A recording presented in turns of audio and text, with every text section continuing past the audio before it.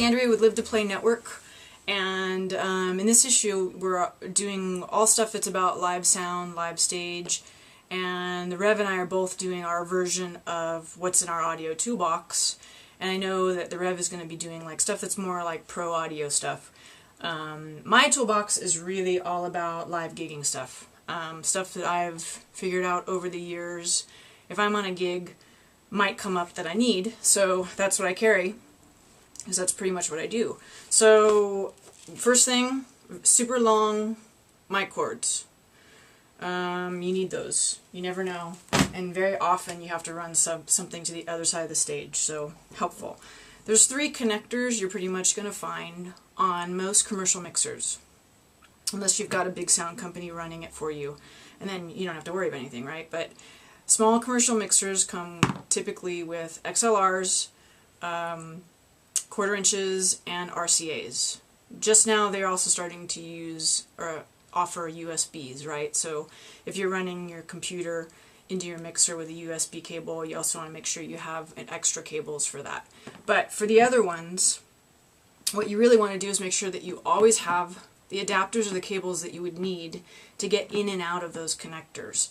So I always carry 2 RCA to quarter inch stereo, and they're kind of long because you never know.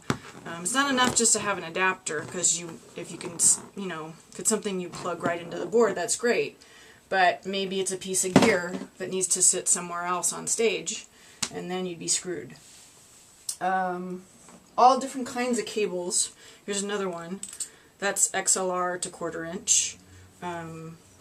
You very often run out of inputs on gigs, so just be prepared with the right kinds of cables that can help you in case you have to run a mic into a line input. Extra cables for if you're a guitar player or you have any pedals, or even if you're a vocalist and you have a vocal effects box. Extra cables for connecting that. If you have a pedal board, I have a pre-wired pedal board, but I gotta say, sometimes I plug it in on a gig and right away stuff has been jiggled around, so I always go through and check my connections. A little longer cable, just in case, is always helpful. I also carry the extra power cables from the brick to the pedals, just in case. Bunch of adapters. Assorted adapters. These are, all different kinds of little wiggy adapters that I've collected over the years. You've got 1/8 inch to quarter inch. You've got the opposite, quarter inch to 1/8 inch. Headphone adapters. All those little things that you might need. Power. I love these really big power cables, and don't start thinking dirty about it. I love these because they're indestructible. They are. They last forever. This one has a little fuse on it. Has 3 outs, which is awesome. I'll also usually carry an extra power strip. You always want to have that. In the power side, also detachable cables. Everybody who has done this before, you got an amp that doesn't have a wired-in cable, and you get somewhere and you're like, crap, forgot the cable. So have an extra one of those. I carry 2 of those just in case. So then there's other little particulars. I have a little emergency fix-it electronics kit. It's basically electrical tape, a X-Acto knife, some clippers, needle nose pliers, and some specialized little screwdrivers, because whatever you would need to fix your guitar or your rig or your setup, and only you know what those things are, but carry them, because I guarantee you at some point, if you start doing this professionally, you're going to run into a point where you need it. Earplugs, just in case, you never know. Extra mic clips. I've said this before in reviews, and I always get crap for it, but these high-impact plastic clips, I don't know why they call them that. They're not high-impact. It's like the biggest oxymoron ever. They break all the time, almost always as soon as they fall over and hit the ground. So carry extras if they're what you got with your mic. Even better, carry rubber ones, or replace the ones on your mic stand with rubber ones. They just last longer.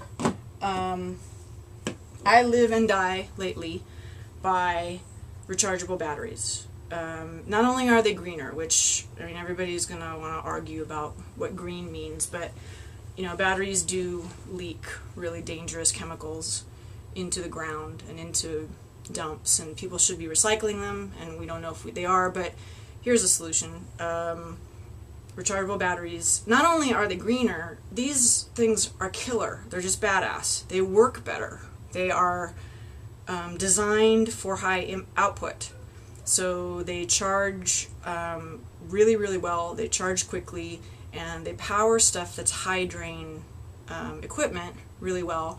This is the only 9-volt that works the whole night for my wireless, which I really appreciate, because I have had my wireless go out on me in the middle of a song when just a few minutes the power level said it was fine. So that's why I use these now. They're great.